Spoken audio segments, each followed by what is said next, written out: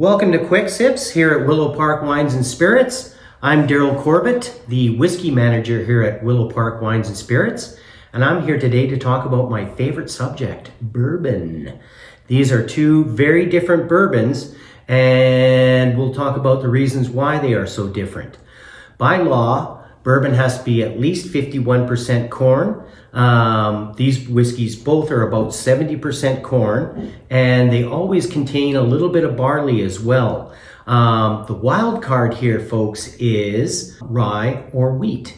On the rye side, we have the Bullet Bourbon, which has about 28% rye in it, and the rest will be barley and about 70% corn. And on this side, we have the Maker's Mark, which is about 16% wheat, and then the rest about 14% barley. So both of these are very different. What you'll get with a high rye content bourbon is something a little bit hotter, a little bit more punchy, and then what you'll get with something that has a high wheat content like the Maker's Mark here is something that's a little bit more soft. So you can try both and decide which style is to your liking.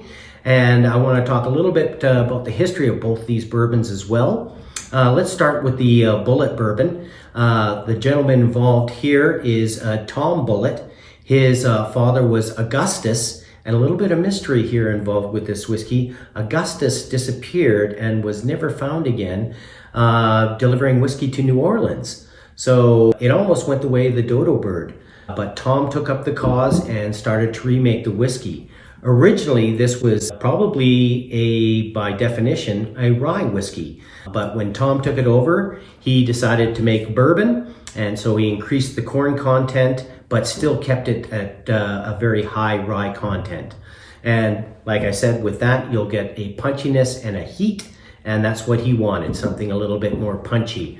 They did at one point, about 2013, try and decrease the alcohol level of this. It's about 45% ABVs, and they toned it down to 42, and they wanted to increase production by doing this by about 6%. The experiment was not received well, and so they immediately went back to the original formula, so 45% ABVs for the Bullet Bourbon here.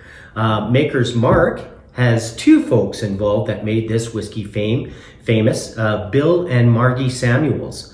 The Samuels family also used to make a sort of low-end bourbon, shall we say, something not as highbrow as the Maker's Mark. So when Bill and Margie came on board, Bill wanted, because he wasn't a big whiskey drinker, he wanted something a little bit softer and something a little bit smoother. In fact, the original advertising for this was a whiskey that tastes expensive. And so they wanted something a little bit more highbrow, and that's where Margie became involved.